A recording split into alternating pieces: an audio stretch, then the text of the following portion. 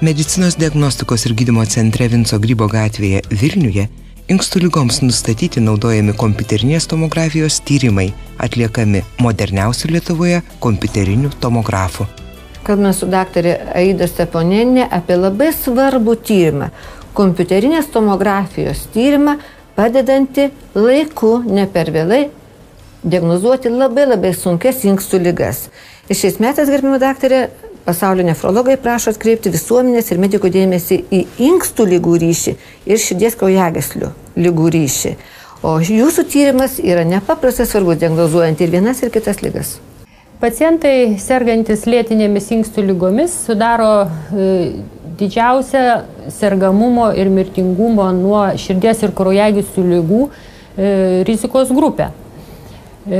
Aukštą kraujospūdį lemiančios inkstų lygos, taip pat sunkiai gydomos aukšto kraujospūdžio lygos, sukeliamos inkstų arterijų pakitimų, kurie randami maždaug trečdaliui pacientų. Tai diagnozuoti galime atlikdami kompiuterinę tomografiją, išryškindami pakitimus inkstų kraujagyslėse ir tokiu būdu diagnozuodami pagrindinę ligos priežastį.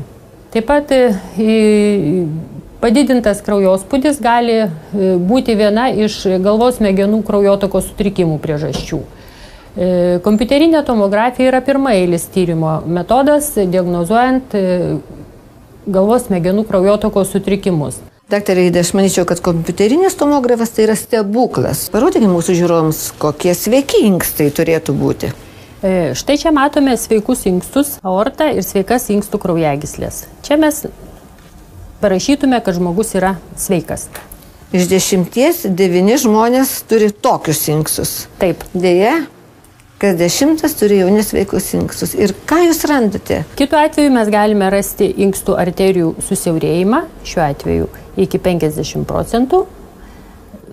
Iki 50% susiaurėjimas inkstų arterijos. Čia jau aterosklerozės pasekmė. Taip, aterosklerozės pasekmė ir žmogus turi sunkiai koreguojamą kraujospūdį.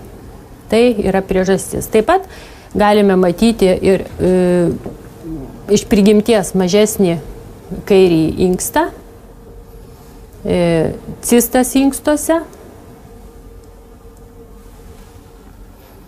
Tai būtų gerybiniai pakitimai. Dabar norėčiau parodyti keletą vaizdų paciento, kuriam buvo diagnozuotas inkstų navikas. Čia galiu parodyti dešinio inksto naviką. Pakankamai didelių matmenų. Pacientas kreipėsi, turėdamas skundus visiškai iš kitų sričių, jam skaudėjo juosmenį, buvo paskirtas inkstų kompiuterinės tomografijos tyrimas ir buvo nustatyta galutinė diagnozė, kad pacientas turi inkstų onkologinį susirgimą. Ir kaip visada onkologijoje, kuo anksčiau liga diagnozuojama, tuo sėkmingiau gydoma.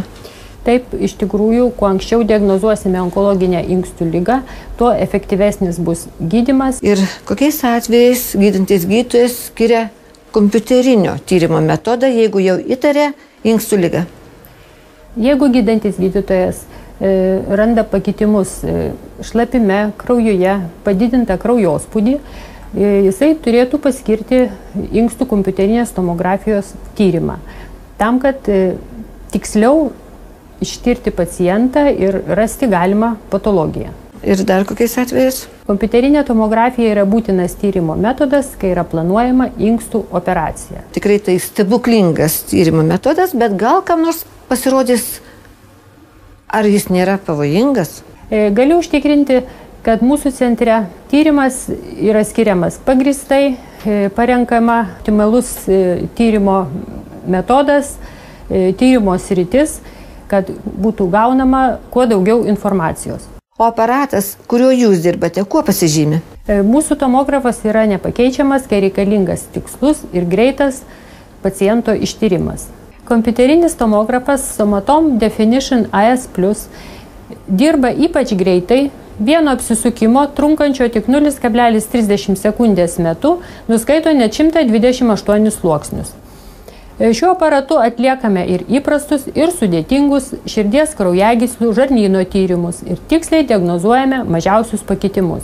Be to, šiuo aparatu mes galime ištirti didelį antsvorį turinčius pacientus, vaikus, taip pat traumuotus pacientus, nes tyrimas trunka trumpai ir teikia daug informacijos.